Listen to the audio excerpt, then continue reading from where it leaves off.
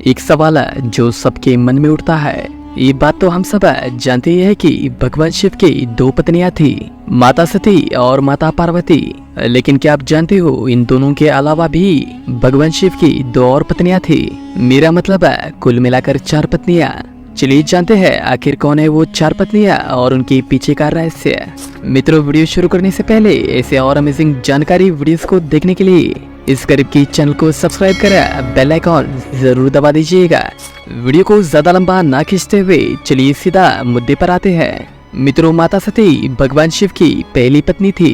पौराणिक कथा के अनुसार ब्रह्मा की मानस पुत्रों में से एक प्रजापति दक्ष था और दक्ष की प्रसूति और वीरणी नाम की 2 पत्नियां थी, जिनसे उन्हें 84 बेटियां और 1000 बेटे प्राप्त थे, जिनमें से माता सती भी एक थी।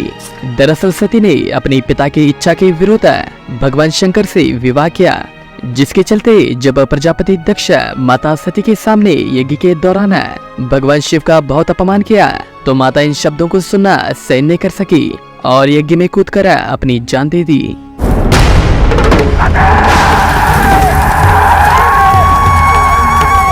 मित्रों, माता सती की मृत्यु के बाद उन्होंने राजा हिमावन और रानी मैनावती की बेटी पार्वती के रूप में पुनर्जन्म लिया।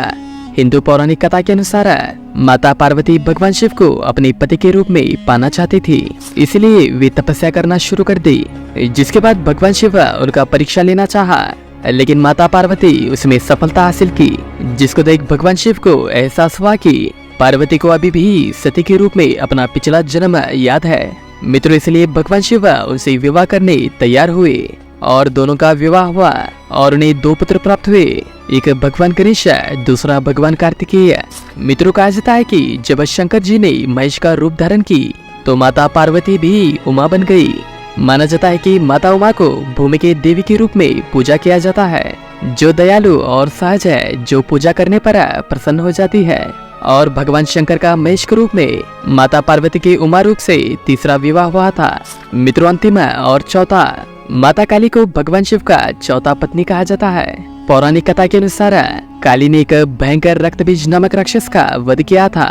एक ऐसा राक्षस जिसका रक्त से हजारों अन्य राक्षस पैदा हो जाते और इस युद्ध के बाद माता काली को शांत करने के लिए भगवान शिव उनके चरणों में लेट गए, जिसके बाद गुस्से के चलते गलती से काली ने भगवान शिव की छाती पर पैर रख दिया, जिससे माता को बहुत दुख और पश्चाताप हुआ और जिसके बाद वे व्यास नदी के तट पर भगवान शिव का ध्यान करने गई, जिसके बाद भगवान शंकर उन्हें दर्शन दिए और उनके महान पाप से उन्हें मुक्त किया। आशा करता हूँ कि ऐसी जानकारी वीडियोस आपको जरूर पसंद आएगी। मित्रों, ऐसे और जानकारी वीडियोस को देखने के लिए इस गरीब की चैनल को सब्सक्राइब करें, बेल आइकॉन जरूर दबा दीजिएगा और आप स्क्रीन पर दिखाई दे रही वीडियो पे क्लिक करें ऐसे और जानकारी वीडियोस जरूर देख लीजिएगा।